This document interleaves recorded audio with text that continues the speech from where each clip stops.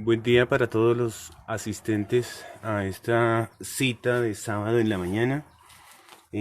Gracias por estar aquí. Voy a cambiar el formato del video.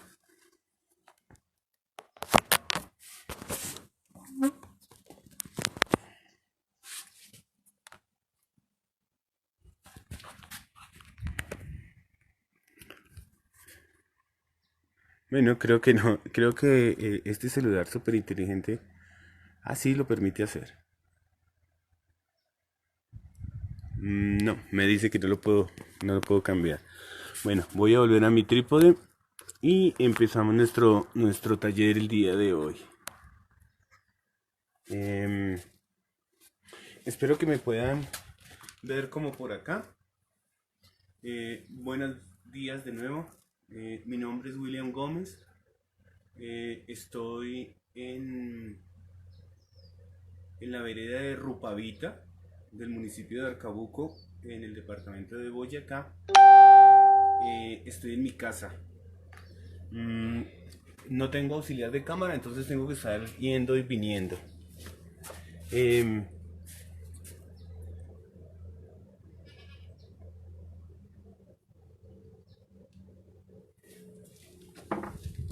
el día de hoy vamos a tocar un tema, un tema vital. El tema ambiental es el tema del agua.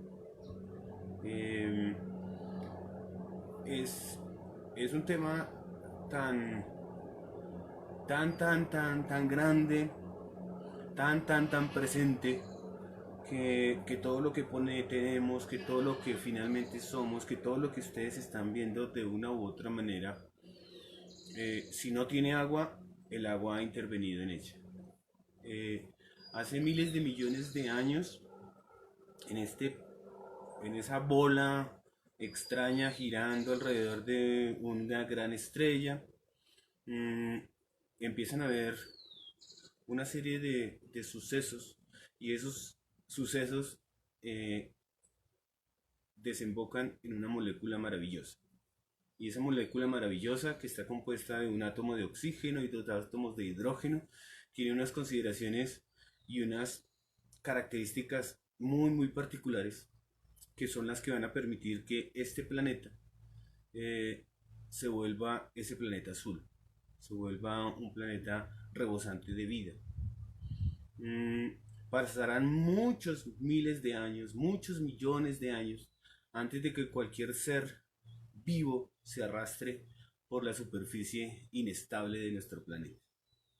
Eh, Nosotros como descendientes de todo este proceso, pues llegamos hace relativamente poco. Yo diría que llegamos, como diría nuestro amado Carl Sagan, llegamos en el último segundo del último día del último mes del año. En esa fracción de tiempo llegamos. Y en esa fracción de tiempo ha sido suficiente para poder hacer todas las modificaciones, todos los cambios, todos los desarrollos que hoy nos permiten estarnos comunicando, por ejemplo, a la distancia. Eh, digamos que en ese orden de ideas es importante mmm, como empezar a revisar los números. Y reitero la invitación que hice gentilmente hace ya 8 días, y es un tema en las que mis ancestros se muestran, y es tenemos que empezar a tomar conciencia. Y la conciencia no puede ser simplemente una palabra como tantas que decimos nosotros los seres humanos. La conciencia tiene que ver con unificar en esencia tres cosas. Uno, mi sentir. Dos, mi pensar. Y todo eso alineado con mi hacer. Cuando esas tres cosas se juntan, definitivamente yo soy consciente de. Ahora, que sea consciente de convenientes cosas o inconvenientes cosas es otra cosa, ¿cierto? Pero hay que ser consciente. Es decir, si lo colocara en términos casi religiosos, el tema de hacer el bien o hacer el mal no implica la pérdida de conciencia. Es decir, cuando yo hago el mal, puedo ser consciente de que hago el mal. En ese ejercicio, entonces, eh, vamos a retomar los números. Para todos es claro que en cualquier libro de ciencias, en cualquier publicación de internet, por ejemplo, podemos encontrar los números, ¿cierto? Y decir que esa pelota llamada planeta Tierra tiene el 70% de su superficie es agua. Bueno, ¿y eso qué tanto es? O sea, el 70% ¿qué tanto es? Bueno, el 70% corresponde a un número más loco todavía, que son aproximadamente 1.338 millones de metros cúbicos. Bueno, eso es un número interesante, eso es un número grande. Eh, pero eso nos dice algo. Mm, Tal vez no. Entonces, me voy a permitir hacer una aproximación un poco salvaje de los números. Y entonces hay algo que si ustedes conocen muy bien, porque tal vez lo tienen en su casa, y es el tanque de reserva de agua. Ese tanque que está en la terraza, por allá, que no corta con la cubierta, porque es azul, porque es negro y la cubierta es verde bonito, entonces como que se ve feo. En ese tanque dice por fuera 1.000 litros. Bien, imaginémonos lo siguiente. Esos 1.000 litros es la cantidad de agua disponible en el planeta. ¿Sí? Es la agua presente en el planeta. ¿De acuerdo? pero todos también conocen la botellita de 1 litro, ¿cierto? Bien, resulta que toda el agua que existe en el planeta, el 96.5% de esa agua, es decir, 965 litros de esos 1000 que usted tiene, son agua salada. ¿Qué le queda del tanque que tiene usted en su casa? 3,5 litros de agua, que se considera dulce. 3 litros de agua, 3,5 litros de agua que están metidos en los casquetes polares, en las altas montañas donde hay nevados, y ese corresponde al 70%. ¿Eso qué quiere decir? Que 2,8 litros, o sea, casi 3 litros, ¿cierto? Son hielos. Allá, están en los casquetes, ¿sí? Que se están derritiendo y todo lo demás. ¿De acuerdo? Pero están allá. Luego entonces nos queda menos de 1 litro. Algo así como 0,9, ¿cierto? O sea, un poquito menos de 1 litro de agua dulce. Y agua dulce que está en las corrientes superficiales, en las cuencas. Es decir, el agua que corre por los ríos, el agua que está contenida en los lagos, el agua que está en las lagunas, el agua que está en los humedales. Ese es el agua que está ahí, ¿cierto? Menos de 1 litro.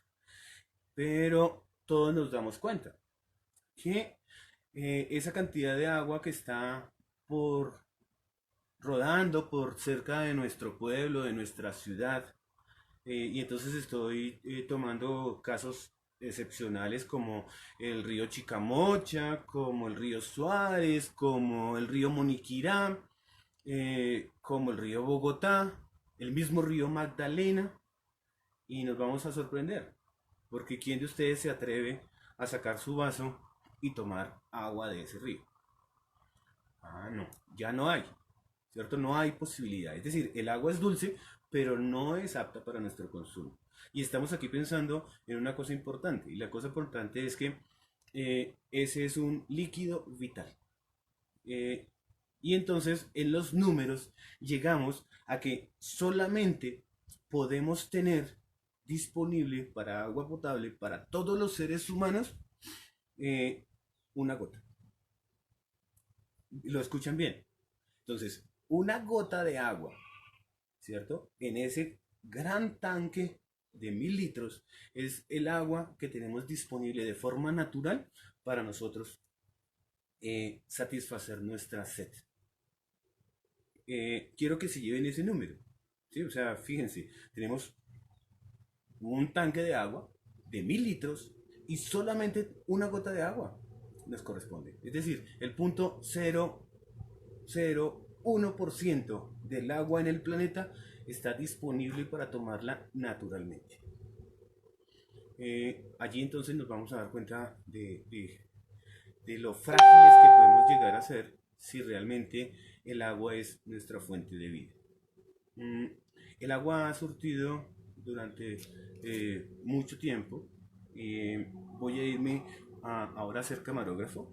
El agua durante muchísimo tiempo ha sufrido cosas como las que estamos viendo, ¿cierto? Es decir, todas esas montañas que ustedes ven allá atrás se armaron por movimientos de la Tierra, ¿cierto? Pero al final fueron maquilladas, esculpidas por el agua, ¿sí?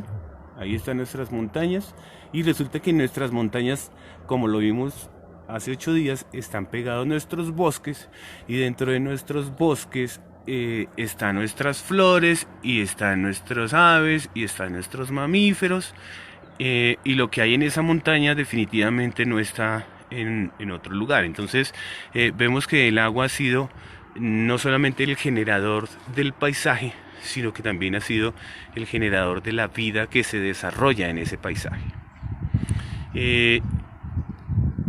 En ese sentido, y digamos que retomando las cosas que ya hemos hecho en nuestras escuelas y en nuestros colegios, podemos observar que el agua es predominante para el desarrollo de los seres humanos. Y entonces esas cosas que nos enseñaron en la escuela de las grandes civilizaciones tienen en común una cosa. Se desarrollaron en la cercanía de un río, en la cercanía de una corriente de agua que es la que produce este tema de la vida. Fundaciones como Villa de Leyva, por ejemplo, por allá en los años 1500, se desarrolló encima de un caserío escaso de agua y les tocó mover el pueblo, mover esa fundación por un tema de disponibilidad de ese recurso vital. En ese sentido, no solamente los amontonamientos de seres humanos en poblados, eh, el agua ha sido predominante, sino que en unas convicciones anteriores, como los orígenes mismos de la humanidad, muchísimas de esas versiones implican agua. Tenemos en lo local, y está, voy a tratar de ubicarlo, está atrás de esa montaña, muy arriba, se encuentra la laguna de Iguaque. Y en la laguna de Iguaque se cuenta la historia de que de las profundidades de las aguas, con la intención de el dios de dioses, el creador de todo, que es Chiminigagua, emerge la primera mujer de la civilización, acompañada de su eterno compañero que se llamará Iguaque. Y es el agua entonces la predominante en esta historia. La importancia entonces del agua está en que todo lo que vemos, ¿cierto? Esas flores, esas plantas, esas montañas, las nubes atrás, son agua. La persona que le está hablando en este momento y cada uno de ustedes en su cuerpo tiene aproximadamente el 70% es agua. ¿Sí? Por esa razón cuando nos morimos, nos deshidratamos, etcétera, etcétera, podemos lograr encontrar un peso bastante bajo porque ya hemos estado desprovistos de lo vital, del agua. Voy a hacer un ejercicio y para eso entonces les voy a invitar a mi casa desordenada. Entonces aquí está mi casa desordenada, ¿cierto? Y el ejercicio que se plantea para este tema de la conciencia es que me voy a ubicar en algo que ustedes también tienen en sus casas, ¿cierto? Y lo que ustedes tienen en sus casas es esto que está ahí, ¿cierto? Nuestro grifo. Bien, entonces piensen nuevamente en los números. Recuerden que tenemos una gota de un tanque de agua, de los que tenemos en la casa, disponible para todos los seres humanos. O sea, miles de millones de personas vivimos de esa cantidad. Mi agua, en mi caso particular, viene de un acedero que está en mi propio terreno. Pero muchos de ustedes, pues simplemente revisan que al mover el grifo tengamos la posibilidad de tener el líquido. La pregunta es, antes de ese grifo, ¿qué hay? Ah, una tubería. Y antes de esa tubería está el tanque del que hablamos antes. Y ese tanque está conectado, está conectado a una tubería. Y esa tubería está conectada a un tanque más grande. Y ese tanque más grande, ¿a dónde está conectado?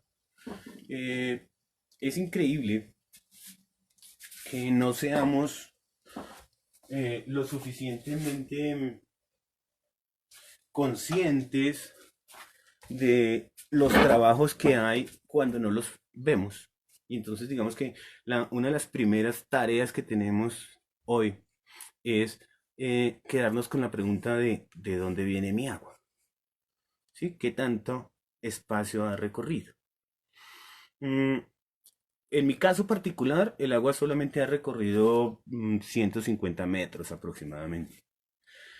Pero si pensamos en las grandes ciudades, si pensamos en la Villa de Leyva, por ejemplo, Villa de Leyva toma sus aguas de un municipio que se encuentra al oriente, que es Chiquiza, y parte del gran río Cani, que se forma, entre otras cosas, con el desagüe de la Laguna Sagrada, pues tiene que recorrer aproximadamente 6 kilómetros, o sea, 6.000 metros para llegar al acueducto, a la planta de tratamiento de Villa de Leyva para distribuir en casco urbano. Pero podemos tener otros ejemplos. Los otros ejemplos pueden ser em, de la región del Guavio, que está en el costado oriente de la cordillera oriental, es decir, está por el otro lado de donde se encuentra la gran ciudad de Bogotá. Se trae aproximadamente el 70% de lo que consumen más o menos 10 millones de habitantes. Y entonces el agua hace un recorrido aproximado de unos 70 kilómetros. Bien, todos estos números pueden ser insignificantes. Es decir, son números y me quedan dando vueltas en la cabeza. Pero imagínense que yo tengo la posibilidad, a ver si mi trípode improvisado lo permite, yo tengo la posibilidad de hacer la siguiente cuenta. Mi llave es suficientemente alta, es decir, desde aquí hasta aquí, ¿sí? Hay aproximadamente unos 50 centímetros. ¿Quién de ustedes se atreve a tomar agua de este lugar?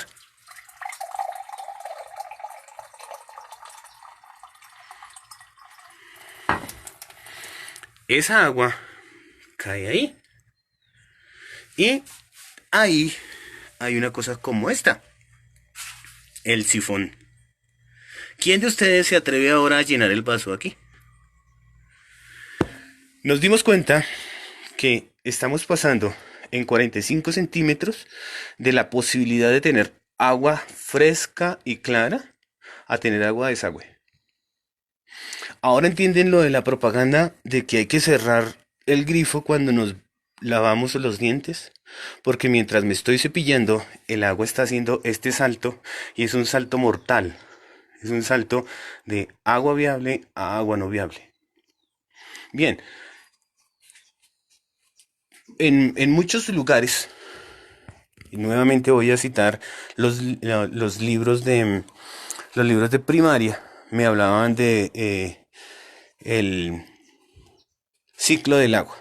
Bien, como estamos en la mañana, está haciendo algo de frío, voy a ejemplificar el tema del ciclo del agua.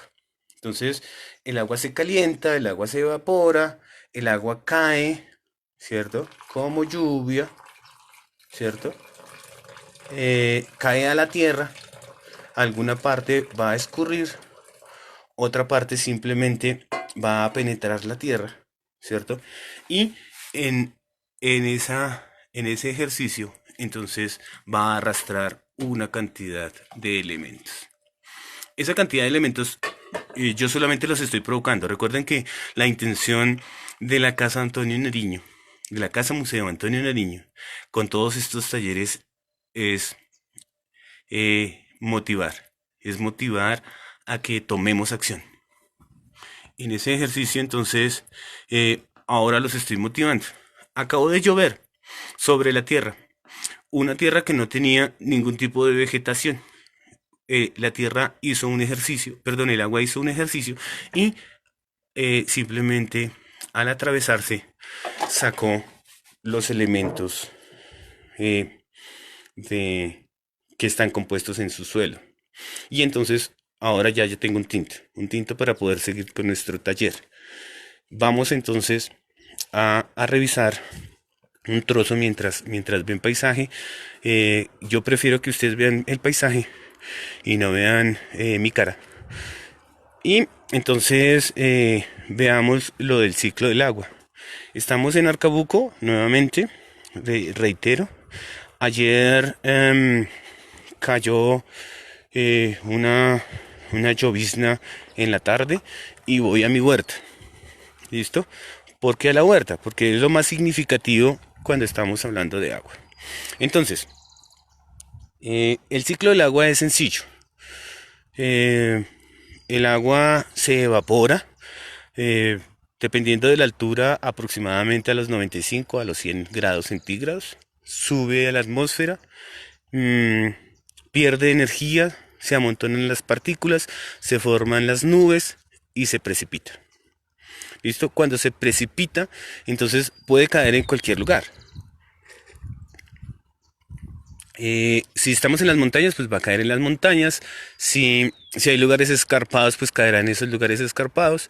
Y dependiendo de dónde caiga, existe una cosa importante que se llama el tiempo. Y el tiempo es cuánto me demoro yo de caer de la nube a volver a la nube. Entonces, muy buena parte del agua que cayó allá en la parte alta de la montaña, ¿cierto? Fue e hizo lo que acabamos de hacer con nuestro café, ¿cierto? Atravesó el suelo, ¿cierto? Y se depositó para ser parte de ese inventario de nuestras aguas subterráneas. Otra parte cayó sobre la tierra, no alcanzó a penetrar y entonces empezaron a hacerse los arroyos, los pequeños riachuelos y finalmente entonces terminamos en los ríos o en los lagos. Ellos seguirán su curso y se encuentran entonces con el mar. En el mar, con esas grandes superficies, con temas de nuestra radiación solar, nuestro aumento de temperatura, volvería nuevamente a subir el agua a nuestras nubes. Y allí se cerraría el ciclo. Eso lo sabemos todos, nos lo han contado desde la primaria, la secundaria, los que tuvimos la universidad. Siempre que se habla del ciclo del agua se cuentan esas cosas. La pregunta es, ¿y qué está pasando entonces con el agua?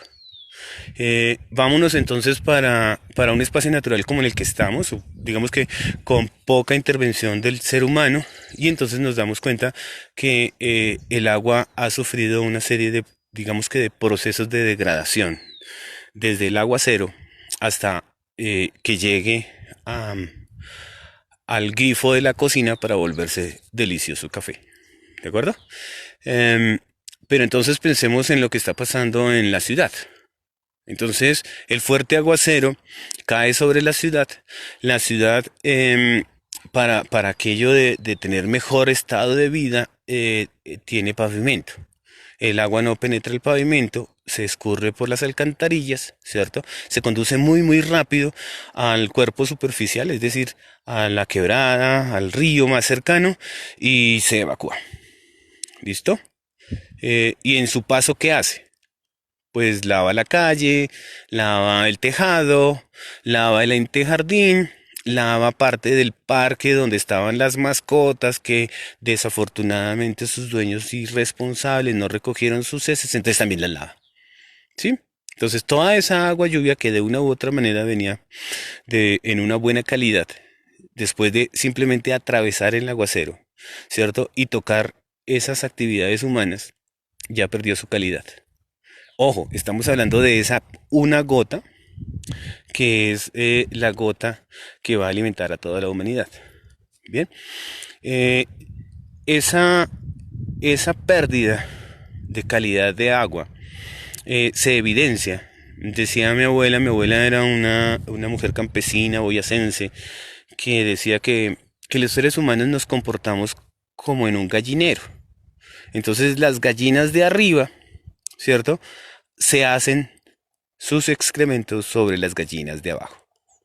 Entonces las personas que habitamos las partes altas, que no tenemos cuidado con el agua, pues estamos dañándole la calidad a las personas que por derecho requieren su agua abajo. Este es el siguiente entonces llamado de atención. Es decir, el agua no la podemos almacenar infinitamente. El agua tenemos que dejarla correr, pero debemos ser lo suficientemente conscientes y responsables de suministrarla en la mejor calidad posible. ¿Por qué? Porque otros seres vivos, otros habitantes de este planeta, pues van a necesitar ese líquido. Si seguimos con el tema y vamos a una gran ciudad nuevamente y estamos pensando en el gran aguacero que la gota se precipita desde la parte alta, ¿cierto? Y barre todo ese aire hasta llegar al suelo, pues va a arrastrar en su paso de caída, va a arrastrar todo lo que se encuentre allí. ¿Y qué se va a encontrar allí? Pues todos los productos de las chimeneas, ¿cierto? Entonces, si no utilizamos combustibles limpios, pues tenemos unos óxidos extraños arriba. Y para ustedes no es extraño encontrar un término que se llama la lluvia ácida. La lluvia ácida no es otra cosa que el agua combinándose con los óxidos de nitrógeno y de azufre, ¿cierto? Que rápidamente reaccionan porque esa es una de las propiedades características del agua. Y el agua es juntar todo. El agua es propiciar que se desarrollen otras cosas. Y en ese ejercicio, entonces, aparecen esos ácidos, aparecen eh, esas sustancias que de una u otra manera, cuando tienen su conformación, tanto de ácido como de base, como de álcalis, pues van a producir los efectos. ¿Y cuáles son los efectos? Pues las manchas que normalmente encontramos en los árboles, los deterioros de los cultivos, pero regresa otra vez el boomerang del ser humano que de una u otra manera no ha hecho bien la tarea. Y es que si yo contamino el aire y hay un aguacero, el aguacero me contamina. Eh, es claro que tenemos entonces varios de los indicadores en deterioros de piel causados por lluvias ácidas. ¿Sí? ¿Quién los tiene? Pues las grandes ciudades. Sí, esos focos de atracción para los seres humanos, porque las ciudades son maravillosas, ¿cierto? Pero hay un tema y es la pérdida de la calidad de vida. Pensando en todo eso eh, y regresando a nuestro tema agua, eh, empezamos como con las tareas, es decir, ya llevamos buena parte de este de este taller de agua, en el que hemos estado entendiendo cómo realmente funciona nuestra agua, ¿cierto? Eh, y queremos, yo particularmente quiero que se haga mucho énfasis en el tema del manejo que le damos a nuestra agua. Tendremos que empezar a ser conscientes de que ese líquido importantísimo, vital y gas, pues nos puede llevar mm, a una muy buena realización de nuestras vidas.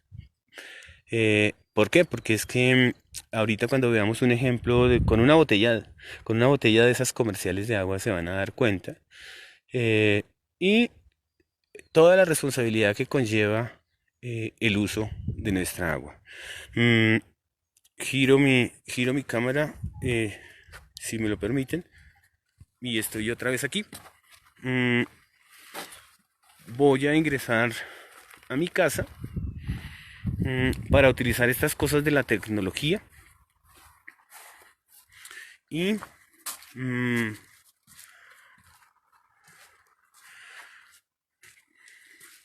compartirles un simple pantallazo. Un simple pantallazo. Em, bien, estoy por acá. Voy a colocarla donde no haga mucho, no haya mucho reflejo. Hay una cosa más interesante. Eh, Recuerdan la cantidad de agua que tenemos, ¿cierto? Y entonces mm, hay un término que yo quisiera que lo tuviéramos y es que agua hay. Pero claro, a donde vayamos, al desierto más ardiente de la Tierra, hay agua. La pregunta es, ¿qué tan disponible? ¿Sí? Mm, recordemos las historias de los náufragos. El náufrago está en su pequeña canoa, bote, balsa, como quiera que se llame. Mm, y la mayoría de náufragos mueren de sed y están metidos dentro del agua. ¿Por qué? Porque es que hay un término que se llama la disponibilidad. Y entonces podemos tener agua, pero no está disponible. Mm, eso es como enfrentarnos al gran banco que está en nuestra ciudad, ¿cierto? Y saber que allá están todos los recursos, pero que yo no tengo un peso en el bolsillo. A eso se llama disponibilidad. Listo. Hay un número que quiero que quede también como en la mente y como en la reflexión. Y es que de toda el agua que tenemos para el uso de los seres humanos, eh, nosotros para nuestro consumo, es decir, para saciar nuestra sed, de, de 100 litros para saciar la sed. Perdón, de todo el agua que consume el ser humano, perdón. De toda el agua que consume el ser humano, que digamos que son 100 litros, solamente 3,5, 4 litros sacian la sed. ¿Sí? Los otros son utilizados para la producción de las otras cosas. Aquí hay un ejemplo interesante. Y el ejemplo interesante es que voy a tomar eh, una publicación de la FAO en la que dice, tengo 1 litro de una bebida gaseosa.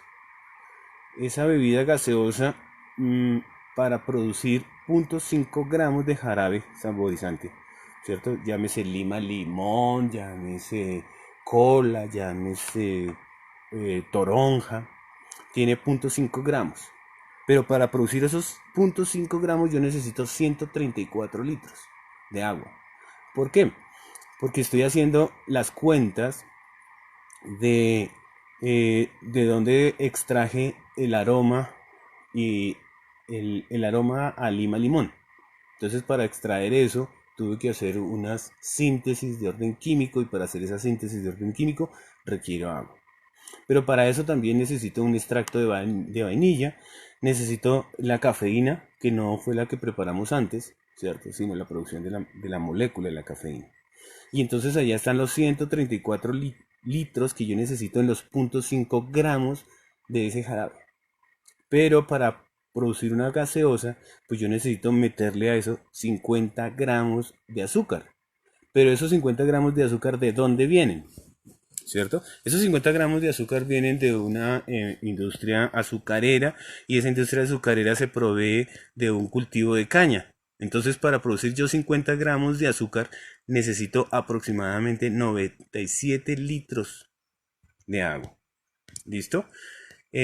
Finalmente, el agua que está contenida dentro de la botella son medio litro, o sea, 500 centímetros cúbicos.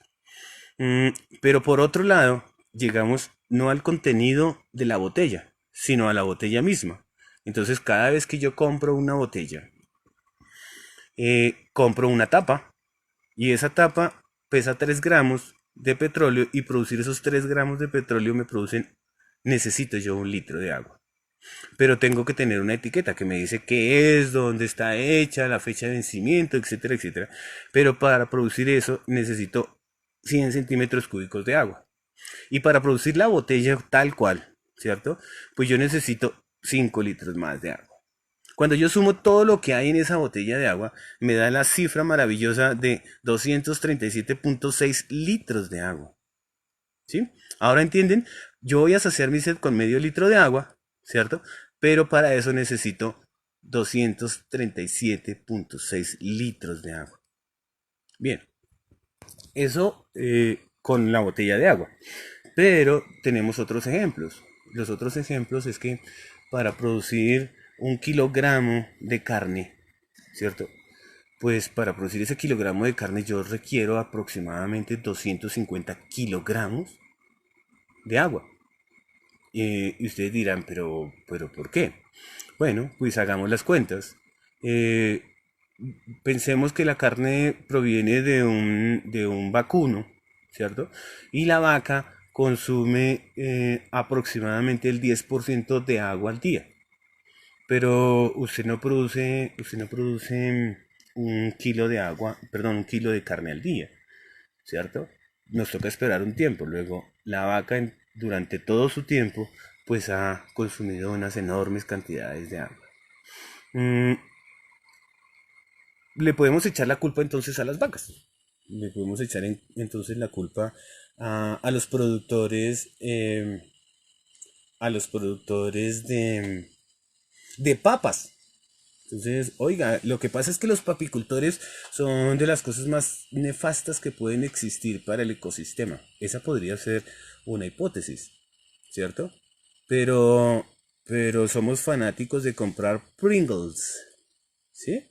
Ok, la próxima vez que compre Pringles, ¿cierto? Revise qué tiene. Entonces tiene una tapa plástica, tiene un tarro que está hecho en cartón, con una película de aluminio, con unos hermosos estampados irisentes, con una tapa de hierro en la parte posterior, con un foil de aluminio, etcétera, etcétera, etcétera, etcétera. Y encima de todo, como no son papas naturales, es decir, no son las papas que usted corta con el cuchillo en finas julianas, sino que han sido precocidas y luego premoldeadas, luego han sido fritas, etcétera, etcétera, etcétera.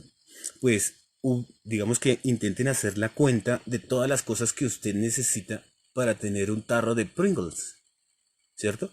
Y se va a dar cuenta que definitivamente es mejor apoyar el sector papero y comprar papas frescas en la casa. Porque si para tener yo 1 kilo de papa, en la sola producción de papa, requiero alrededor de 25 litros de agua. Para producir un tarro de Pringles, yo necesito alrededor de 700 litros de agua. ¿A qué va toda esta reflexión de tantos números?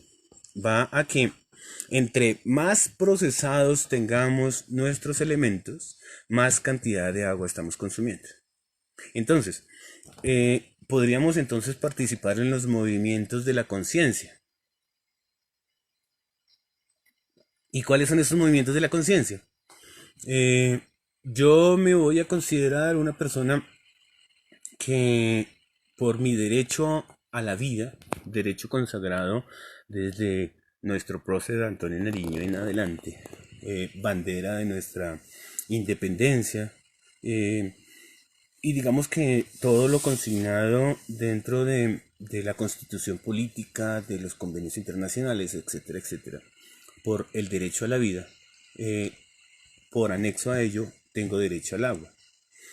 Pero tener derechos implica haber cumplido con los deberes. Y un primer deber es cómo hago yo para no ser un consumidor absurdo de un líquido que hoy está en riesgo. Se los decía hace 8 días. El líquido está en tanto riesgo que habrá que ver quiénes son los que van a empezar a vender acciones en la bolsa internacional sobre el recurso de agua. Y entonces repito lo que dije hace 8 días, y es que ¿será que la tercera guerra mundial sí se acerca? ¿Y sí va a ser por agua? Revisemos entonces los datos. Suena catastrófico todo lo que les estoy contando, pero no es otra cosa que nuestra realidad. Entonces,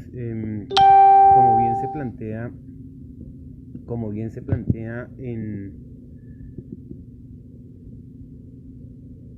las acciones que hacemos cuando somos educadores ambientales, es que todos tenemos derecho a un ambiente sano, pero todos tenemos el deber de protegerlo. Y en ese sentido, el primer llamado de atención, después de ver estos números y después de que ustedes están pensando en todo lo que tienen puesto, todo lo que consumen, todo lo que compran, y que todo implica el uso del agua, pues empezaríamos a reducir los consumos. Y reducir los consumos es poder tener la palabra disponibilidad realmente disponible. Es decir, si dejáramos de estar consumiendo absurdamente cosas que no utilizamos, la gente no las produciría. Y si no se producen, no se consume agua. Es una cadena simple. El ejercicio entonces, que luego le voy a pedir a Ana María que nos regale por el chat los correos a los cuales podemos enviar nuestros retos de evidencia.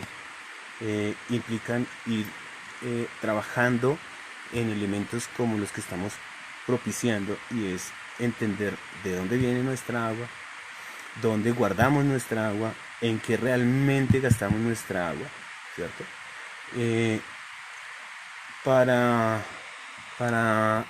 ir armando un buen movimiento, y tal vez el movimiento es que solamente podemos hacer un ejercicio de subsistencia cuando yo me comprometo, cuando yo individualmente me comprometo, porque nadie más que cada uno de ustedes es el responsable de usar el grifo, de tener abierta o cerrada la llave. Nada más que ustedes son los responsables de lo que compran y en qué características lo compran. Recuerden que entre más procesado tenemos mayores problemas. No solo de orden digestivo y de salud, sino que vamos a tener problemas serios de esa conciencia que es el cuidado de nuestros recursos, que no son ilimitados, que son limitados y que hoy están digamos que en grave riesgo porque ya se pusieron a cotizarse en la bolsa. Mm, el recurso entonces agua debe verse de una manera mm, vital. Por esa razón, cuando se postulaba el taller, se hablaba de ese origen de la vida.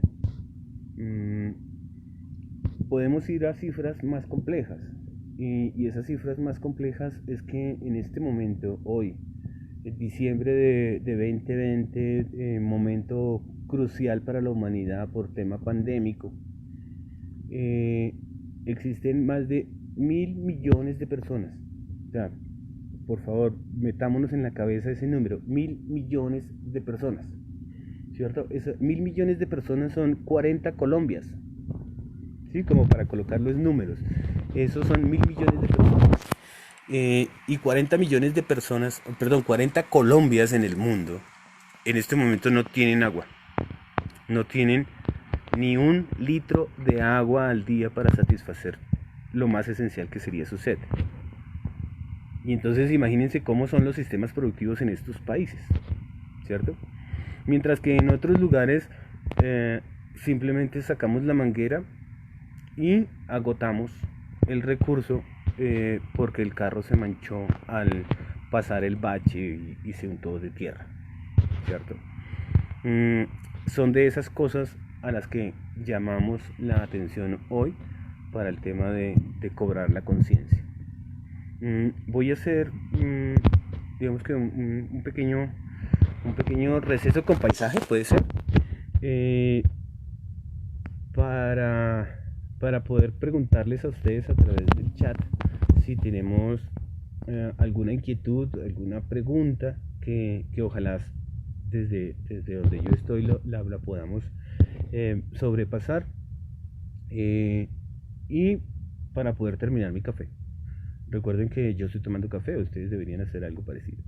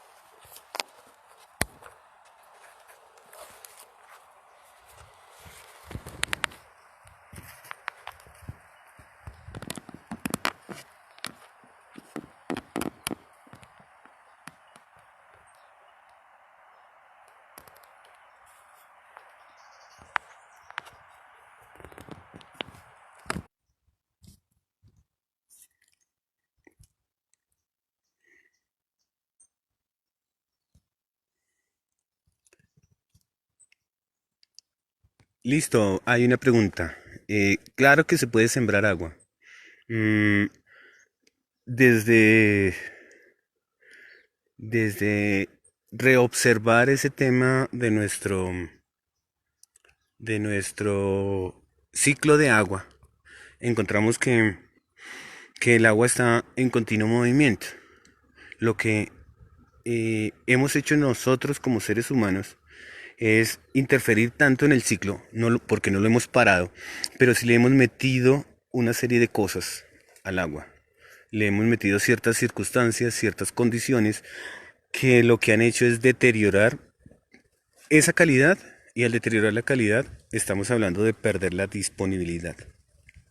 Y entonces sí podemos sembrar agua. Cuando, y voy a responder largo, ya que no hay sino una pregunta por el momento, entonces podemos responder largo. Em, cuando, y nos vamos a ubicar entonces en Boyacá, nos vamos a ubicar en Colombia, y entonces nos vamos a, a preguntar mm, por qué los cauces de nuestras quebradas y nuestros ríos se están perdiendo. Realmente no se han perdido. Es parte de esta cosa loca que se llama nuestro cambio climático. ¿Y qué ocurre? Tal vez lo explicaba la vez pasada un poco, y era que como estamos perdiendo nuestros bosques, ¿cierto? Como estamos afectando seriamente nuestro páramo, cada vez que el agua cae, tiene unas velocidades muy grandes, entonces baja muy raudo por la ventana, por la montaña, se encuentra con estos cauces que están desprovistos de cualquier tipo de vegetación y corren muy rápido y van a parar fácilmente a nuestros grandes ríos, a nuestros lagos, a nuestros mares. Y entonces no hubo el tiempo suficiente de quedarse en los diferentes espacios. Entonces, ¿cómo si podríamos estar sembrando, es decir, reteniendo el agua en nuestros territorios? Con buenos bosques, con un páramo funcional y establecido. ¿Por qué? Porque si llegase a llover, el páramo es capaz de captar la mayor cantidad de agua y luego suministrarla muy lentamente. Y entonces permitiría que los manantiales se recargaran, que esas manitas, como decían nuestras abuelas, volvieran a tener eh, este líquido vital, que nuestros arroyos volvieran a correr suavemente. Y entonces sí podemos sembrar agua. ¿Cómo sembramos agua? Sembrando bosque, conservando el bosque. Es la mejor forma de sembrar agua. Existen otras cosas que ya podrían rayar de la metafísica y demás, ¿cierto? Pero en esencia es eso, es volver a restaurar nuestro sistema ambiental.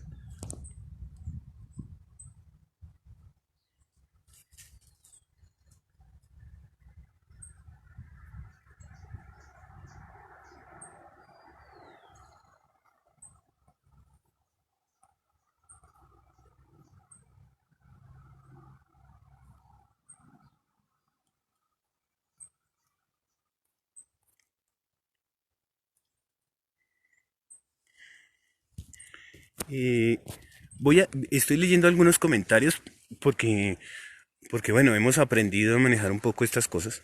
Y entonces, sí, tenemos razón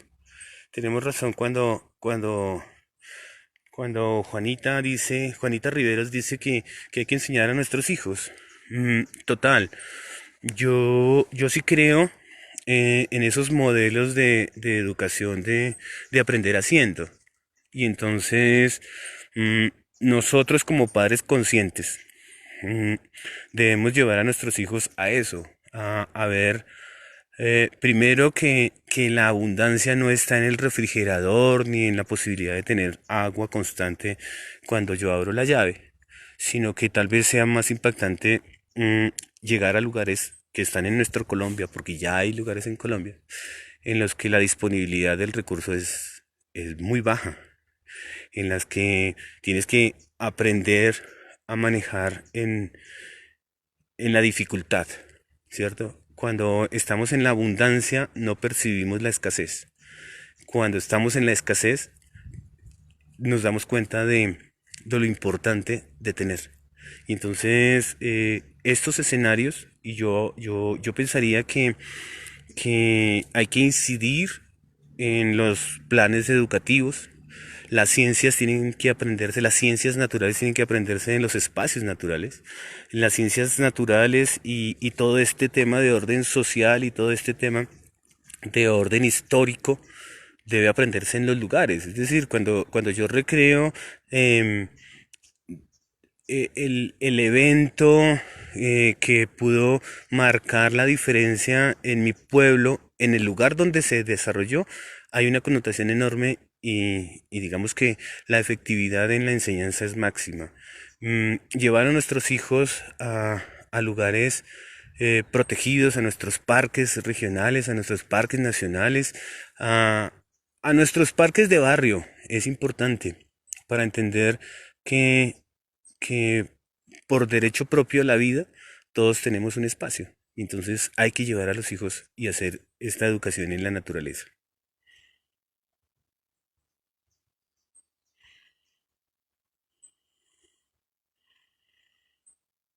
Eh, Plantas que llaman agua. Eh, Otra vez puedo contestar un poco largo y es que una de las grandes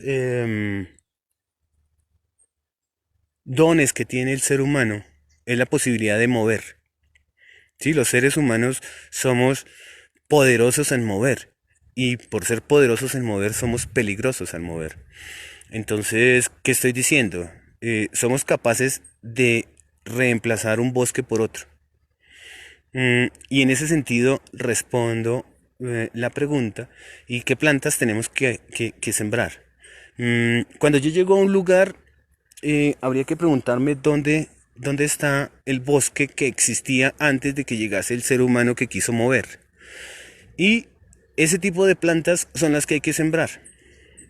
Es, digamos que las buenas intenciones de hacer siembras terminan en unas cosas muy locas. Y voy a hacer una crítica entonces aquí a nuestro sistema nacional, por ejemplo. Eh, el gobierno, en ansias de querer hacer bien las cosas, porque yo parto de que la gente tiene buena fe, y entonces, en aras de querer hacer bien las cosas, hicieron incentivos forestales. Y los incentivos forestales fue que trajeron coníferas. Las coníferas vienen de la parte norte de nuestro continente o de Europa. Y las sembraron. Sí, y qué hermoso ver un pinar. Pero debajo del pinar no hay nada. Debajo del pinar solamente crecen los hongos rojos esos de duendes. No crecen más. Y se perdió la biodiversidad. Y cuando llueve, lo que se obtiene es una pérdida completa del agua de escorrentía, porque están lavando eh, esa hojarasca que se está secando llena de taninos, llena de aceites, y eso no es potable. Entonces, digamos que hacer esas siembras implicó unas pérdidas de biodiversidad, implicó una pérdida de recursos, etcétera, etcétera, de recurso natural. Eh, lo primero que yo debo hacer cuando llego a un lugar y quiero hacer mi siembra es averiguar qué había, cuáles son mis plantas nativas. ¿Por qué hablamos de las plantas nativas y suena como muy enamorado? Lo que pasa es que las plantas nativas se desarrollaron en ese ecosistema, se desarrollaron en estas condiciones de la pendiente, del suelo, del aire, del régimen de lluvias, etcétera, etcétera, etcétera. Entonces, los bosques nativos están hechos porque allí pudieron crecer, desarrollarse y procrearse. Entonces, lo más conveniente para esos lugares es averiguar cuál es el verdadero bosque nativo. No funciona igual, qué sé yo, el aliso, que no es un bosque nativo, pero digamos que no es un árbol nativo, pero que se porta bien. No es lo mismo sembrar un aliso en la tierra alta que en la tierra baja. No es lo mismo sembrar, no sé, un tuno esmeraldo, una melastomastasia en las tierras altas que en las tierras bajas. De hecho, en las tierras bajas no hay melastomastasias como las que están en las tierras altas. Entonces, el bosque ha hecho su selección natural y son esas las plantas que hay que sembrar.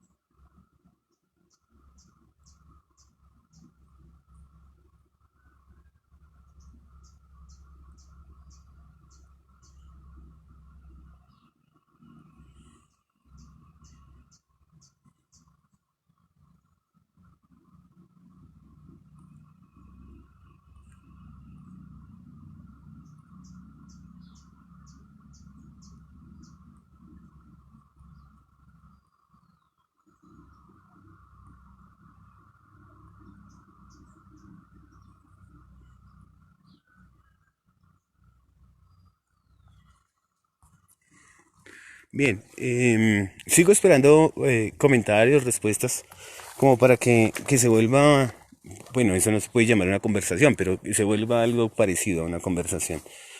Mm, nos vamos a ir a la siguiente parte de nuestro taller. Para eso, digamos que nos desplazamos en el predio de Atabanza. Recuerde que estamos en Atabanza, se llama el predio, en el municipio de Arcabuco, en el departamento de Boyacá.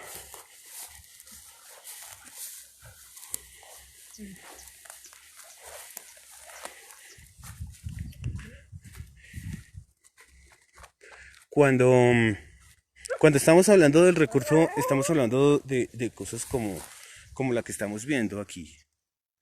Mm, Les decía yo al comienzo, esta mañana, bueno, esta mañana no, en la noche cayó un aguacero, eh, llovió aproximadamente hora y media, mm, y en hora y media todavía fluye y corre el agua. Mm, Mostrar estas cosas así, sin maquillaje y sin preparación para que salga bonito, sino para que salga lo más verídico y lo más natural posible. Pues es el reconocimiento que se le hace al ejercicio de la Casa Museo Antonio Nariño para mostrar realmente experiencias ciertas. Eh, Volvemos, a pesar de que estamos eh, en la mitad de un potrero, ¿cierto? Lo que sí hay en la parte alta, pues es bosque. Y entonces el agua está fluyendo lentamente. Entonces, una de las primeras cosas que tenemos que tener en mente cuando queremos hacer manejos de agua es el tema del tiempo. Del tiempo que permita que el agua se quede como nuestro visitante el mayor tiempo posible. Todos y cada uno de ustedes han observado las partes planas por donde cruza un río. Esas partes planas, el río serpentea, es decir, va a un lado, va al otro, regresa. Y si ustedes observan la corriente del agua, se van a dar cuenta que es muy baja. Como si el río no quisiera salir, como si el río no quisiera seguir su ruta. Esos lugares llamados meandros permiten que primero el río descanse, pero segundo, que el agua pierda velocidad. Cuando el agua pierde velocidad, entonces se va a infiltrar y va a almacenar nuestras aguas subterráneas y va a permitir entonces que afloren en los que las abuelas llamaban los nacimientos. Vamos a volver a parte del lugar que teníamos hace 8 días, pero hablando o seguimos hablando de agua.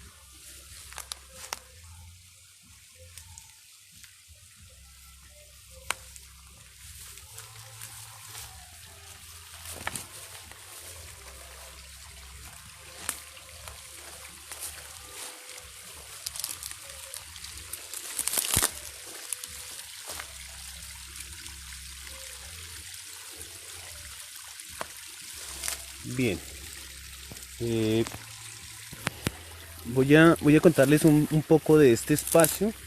Mm, estamos en algo que está en el mapa, en un mapa del Agustín Codazzi, donde dice que esto se llama una quebrada. Entonces, esa se llama la quebrada del Noviciado. Como se dan cuenta, tiene un poco flujo de agua. Antes vimos una zanja que conducía agua.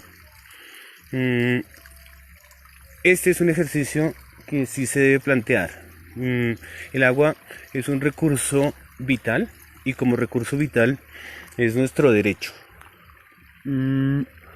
Pero se ha malentendido el tema. ¿Y cómo se ha malentendido? Entonces yo puedo hacer y no solamente es con el agua, es con todos los derechos que tenemos. Entonces podemos abusar del derecho. Recuerden que nuestros derechos llegan hasta donde llegan los de nuestros otros. En este caso, nadie podría estar reteniendo el agua. En nuestra constitución política, nosotros tenemos acceso a los ríos, pero también tenemos acceso a las playas, tenemos acceso a los lagos. ¿Por qué? Porque todas las aguas son públicas. Pero públicas no significa que no tengan dueño. Públicas significan que si yo las uso debo ser responsable de ellas. En ese ejercicio, entonces es importante que cada uno de nosotros tome acciones claras sobre el tema vital, el tema agua. No necesariamente los estoy llamando a ser parte de el colectivo pro defensa del agua, no. Tal vez empecemos, y reitero la invitación, empecemos revisando el uso que le damos a nuestra agua, revisemos el uso que le estamos dando a nuestros ingresos económicos cada vez que estamos haciendo una compra o un consumo.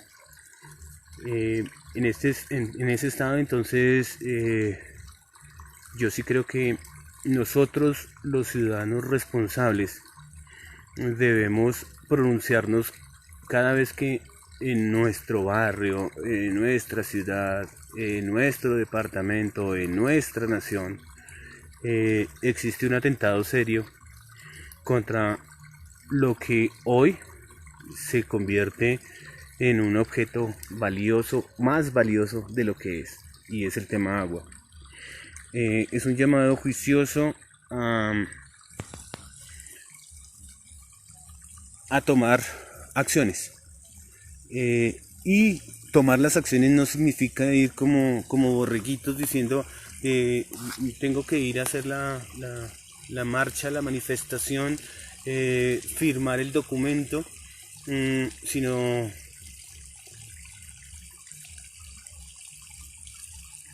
hacer acciones concretas sobre lo que corresponde a este cuidar del líquido vital. Invitación entonces a que nos hagan llegar sus comentarios, nos hagan llegar su participación, permitiéndonos identificar específicamente los lugares donde tenemos o hemos comenzado a sembrar conciencia. Y nuevamente, este taller, como todos los demás, posee un reto, y ese reto es que ustedes nos regalen un videoclip, así como lo estoy haciendo yo.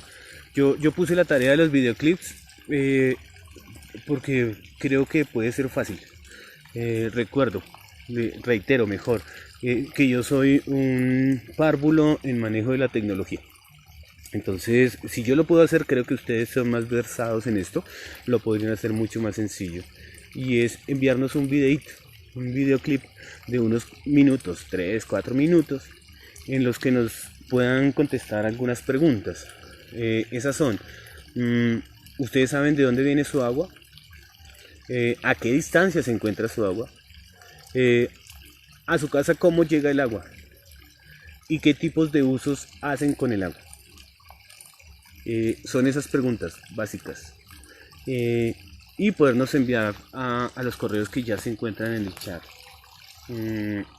Es importante para nosotros Es importante para la Casa Museo Antonio Nariño eh, que sus opiniones lleguen, porque nos hemos comprometido y nos metimos en la tarea de poder evaluar, de poder seguir, de poder mejorar todas estas cosas que implican directamente los derechos de ser humano. ¿Sí? De todos ese trabajo enorme que hicieron gentes ilustres, gentes que dieron su vida por el tema de los derechos, que de una u otra manera se conectan con tener un ambiente sano, con tener los recursos propios y necesarios para la buen vivir. Entonces, les agradeceríamos mucho que participaran. ¿Por qué? Porque de su participación, pues digamos que es un insumo suficiente y bien importante para continuar con esta labor que esperamos les agrade, que esperamos abran un poquito ese tema de la percepción del nuevo concepto, de incluir entonces el conocimiento que se requiere para ser mejores seres humanos. Seguimos de paseo por aquí en el predio Atavanza.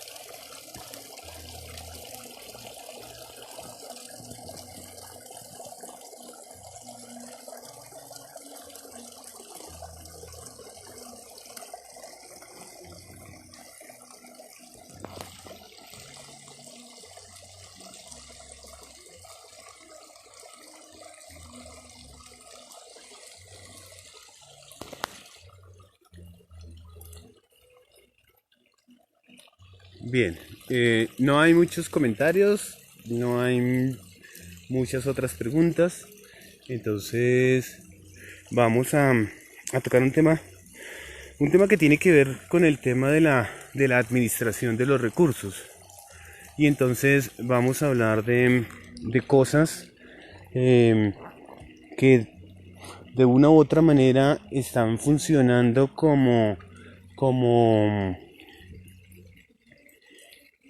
la sombrilla para ocultarnos de nuestras propias responsabilidades. Y tiene que ver con el tema de, pues yo pago el recibo, ¿cierto? Entonces, digamos que pagar el recibo no me exime de la responsabilidad que realmente tengo para con los recursos naturales y para con todos los otros seres vivos. Pagar el recibo es parte del arreglo con el que llegamos con el prestador de servicio. Pero dar un buen manejo de agua nos hace marcar la diferencia de ser seres conscientes con el entorno. Entonces, aparte de pagar el recibo, sí es importante tomar un papel en el que nosotros, nuestros seres queridos, nuestros familiares, nuestros amigos, pues se van a encontrar en riesgo. Nosotros mismos nos vamos a encontrar en riesgo. Si no hacemos algo para parar este vehículo de destrucción que va cuesta abajo. El mensaje es reiterado porque la causa es la misma. Es el tema de, es el tema de estar utilizando las cosas, de estar adquiriendo las cosas que primero no son necesarias, no son vitales, y segundo, cosas que al final ni siquiera le damos el uso correcto. Yo aquí hago un llamado a que en ese tema de la conciencia, a mí me gusta tocar las conciencias, y es que vayamos ahora al closet y abramos las puertas y volvamos a hacer la pregunta de todas las cosas que tenemos en el closet, ¿las estamos usando? ¿Cuántas de esas cosas que tenemos allá ni siquiera nos las hemos puesto una vez? Y lo mismo vamos entonces a la cocina y abrimos la alacena y encontramos la cantidad de cositas, aminículos, bueno, souvenirs y demás que los tenemos allí guardados y tampoco los hemos usado.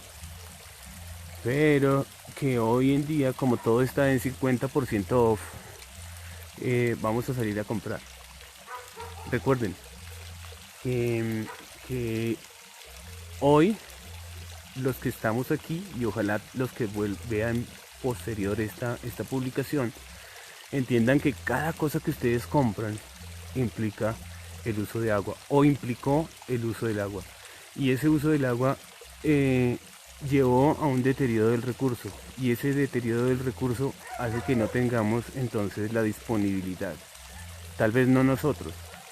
Recuerden que hay gentes que viven en las partes bajas y ellos requieren, como nosotros, una calidad de recursos. Entonces nos hace responsables.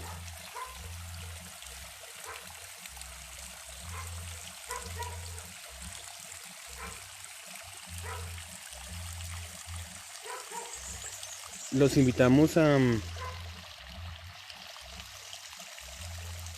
unirse, a compartir, si bien lo tienen, que, que nos veamos en espacios como estos. Sirven para ir haciendo números. Recuerden que muchos movimientos empezaron aprendiendo una nueva lengua, eh, para terminar leyendo y traduciendo documentos, y documentos que terminaron siendo proclamas de revolución. Y entonces el proceso no es diferente. El proceso es poder conocer, entender, para que entre todos podamos llegar a una realidad diferente.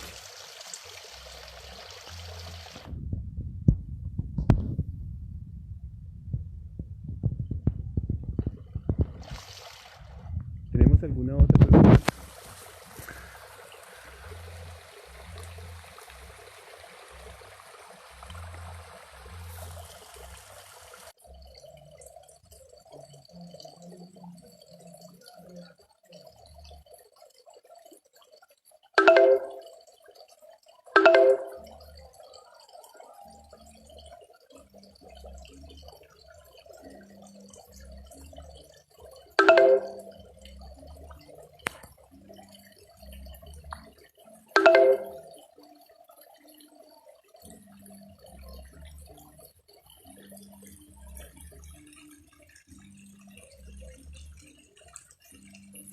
Este tercer taller era un poco más de sensibilizarlos,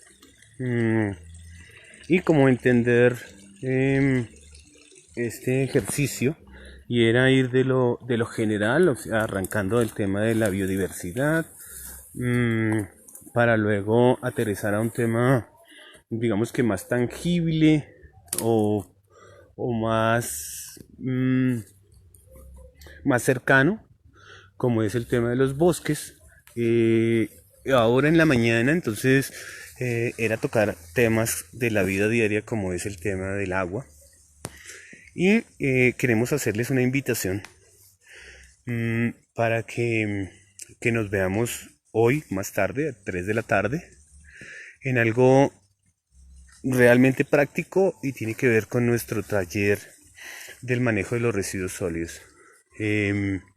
Y un primer avance es que todo lo que nosotros hacemos como seres humanos genera residuos.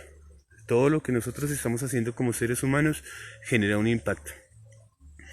Y en honor a a recobrar la conciencia, a tomar la conciencia, a cobrar conciencia, pues es importante tener las herramientas para reducir estos impactos.